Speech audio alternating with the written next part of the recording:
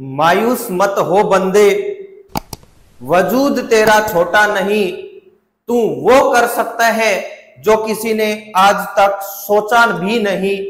नमस्कार प्यारे साथियों, आपका होस्ट आपका दोस्त मनीष बोचीवाल एक बार फिर से नए सेशन के अंदर आपका हार्दिक स्वागत करता हूं। आज के सेशन में हम अपनी क्लास को आगे बढ़ाएंगे और आज के सेशन में हम चर्चा करेंगे मिश्रित कृषि को लेकर के। इससे पहले मैं बता दूं, इस चैनल पे बहुत जल्द ही इंग्लिश ग्रामर की जो क्लासें हैं वो भी स्टार्ट की जा रही हैं। बहुत जल्द जो है वो शुभम जी सर जो EMRS PGT के अंदर सिलेक्टेड हैं, वो बहुत जल्द इंग्लिश ग्रामर की जो क्लासें हैं वो 0 to हीरो वाली क्लासें लेकर के आने वाली हैं। और आपने अगर इंग्लिश ग्रामर पढ़ ली उनसे तो मानिए कि आप इंग्लिश ग्रामर जो है वो अच्छा कवर कर पाएंगे। अब हम बात कर लेते हैं मिश्रित कृषि को लेकर के।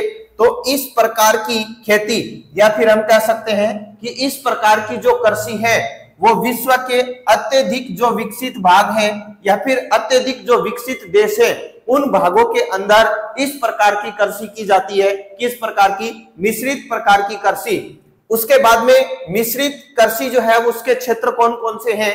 तो इसमें है उत्तरी पश्चिमी यूरोप, उत्तरी अमेरिका का पूर्वी भाग और यूरेशिया के कुछ भागों के अंदर मिश्रित प्रकार की कृषि की जाती है।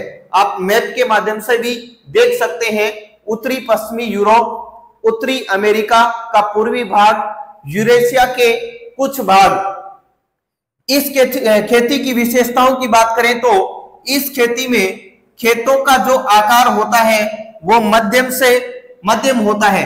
यानी कि पीछे की जो खेती हमने पढ़ी रोपण कृषि के बारे में हमने चर्चा की थी, और इससे पीछे वाली जो विस्तृत वाणिज्य अनाज कृषि थी, इनमें खेतों का जो आकार क्या होता था वो बड़ा होता था। लेकिन मिश्रित कृषि के अंदर खेतों का जो आकार है वो कैसा होता है? मध्यम प्रकार का होता है, न तो छोटा होता है न बड़ा होता है। और इसमें बोई जाने वाली प्रमुख फसलें कौन कौन सी हैं?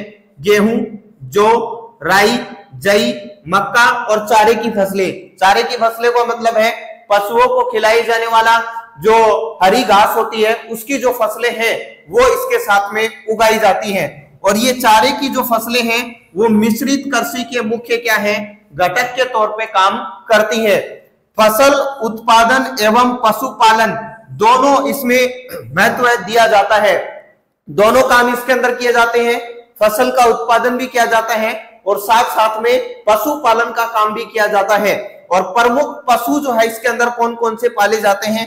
तो इसमें मवेशी हैं, जैसे गाय है, भैंस है, बैल है, इस प्रकार के। उसके बाद में भेड़, सुअर और कुकुर। इनसे इन लोगों को क्या प्राप्त होती है? आय प्राप्त होती है, या इन पशुओं के माध्यम से भी वो आय प्राप्त करते हैं। जो मिश्रित कृषि या किसान जो है वो आय प्राप्त करते हैं। विकसित कृषि यंत्र यानी इसके अंदर जो काम में लिए जाने वाले यंत्र हैं वो विकसित यंत्र होते हैं। इमारतों, रासायनिक और वनस्पति खाद के गहन उपयोग आदि पर अत्यधिक पूंजी व्यय करने के साथ साथ ही कृषकों की कुशलता और योग्यता मिश्रित कृषि की मुख्य विशेषता है। यानी कि हम यूं कहें कि विकसित कृषि यंत्र इसके अंदर काम में लिए जाते हैं, और रासायनिक खाद और वनस्पति खाद का मतलब हरी खाद का जो है दोनों का मिश्रण करके इसके अंदर शामिल किया जाता है। रासायनिक केमिकल फर्टिलाइजर्स और जो आपकी वनस्पति खाद है इसका इस्तेमाल किया जाता है, तथा इसमें अधिक पूंजी व्यय के साथ साथ कृषकों की कुशलता यानी कि किसानों के काम करने का तौर तरीका और उसकी योग्यता मिश्रित कृषि की क्या है? मुख्य विशेषता है। तो ये हमने मिश्रित कृषि के बारे में चर्चा की। अगर आपको क्लास पसंद आई है तो क्लास को लाइक कर दो, शेयर कर दो और सब्सक्राइब कर दो, और अपने दोस्तों तक पूरी क्लास को, जो हमारी ये सीरीज प्रारंभ से लेकर के 1 अप्रैल से लेकर के 22-25 दिन से रेगुलर जो चल रही है उसको प्लेलिस्ट के माध्यम से दोस्तों को साथ शेयर कर दो, ताकि हमारी क्लास भी जो है वो आगे से आगे दोस्तों तक पहुंच पाए। फिर मिलेंगे किसी नेक्स्ट सेशन के अंदर, तब तक के लिए जय हिंद, जय भारत।